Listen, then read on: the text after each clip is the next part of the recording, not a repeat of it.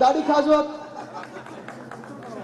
आणि मग 20 मेला उद्धव साहेबांनी येऊन सांगितलं होतं, वर्षा बंगल्यावर अमोलजी त्यांनी येऊन सांगितलं होतं की मला हे धमकवत आहेत, मला आता जेलमध्ये जाण्याची हे माझं वय नाहीये, मी काय करू साहेब, मला हे 8 टाकतील, तुम्ही काहीतरी करा, भाजपसोबत चला, आम्ही आज जाऊ.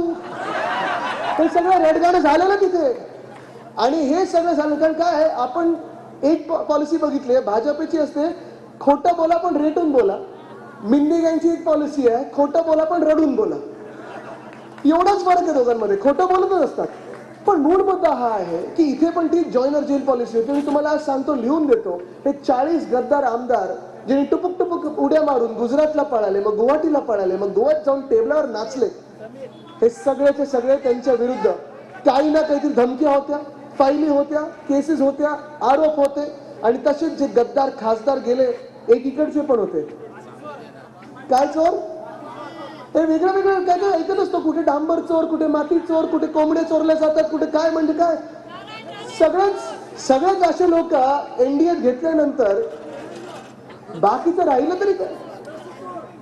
पण मुख्य गोष्ट ही आहे, तुम्हाला सांगायला मी इथे आलेलो आहे की आज देशात जेव्हा जेव्हा तुम्हाला सांगितलं जाईल की 400 पार भाजपा करत आहे, तुम्ही सांगा कदाचित चंद्रावर करत असेल, आमच्या भारत देशात 400 ते 200 पार पण भाजप करणार नाही.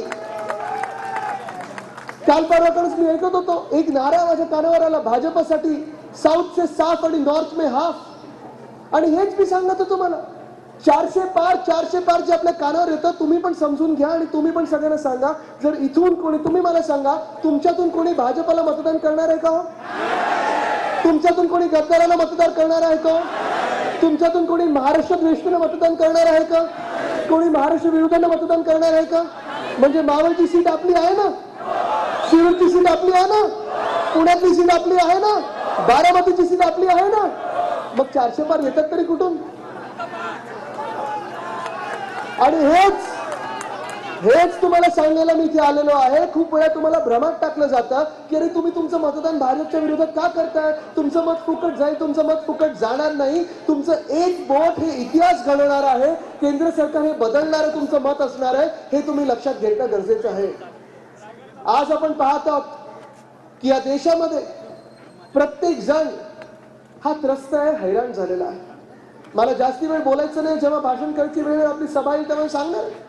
पण आज जर छोट्या काही शब्दांमध्ये आपल्याला पटवून द्यायचं असेल की विकास कसा झालेला आहे किंवा नाही, आणि कोणाचं झालं आणि कोणाचं नाहीये, आणि बदल कुठे घडणार आणि तुम्ही तो बदल कसा घडवणार, हे जरा इथे जरा थोडी चुळबुळ कमी करा ना. हे कॅमेरा वगैरे नंतर लावा प्लीज.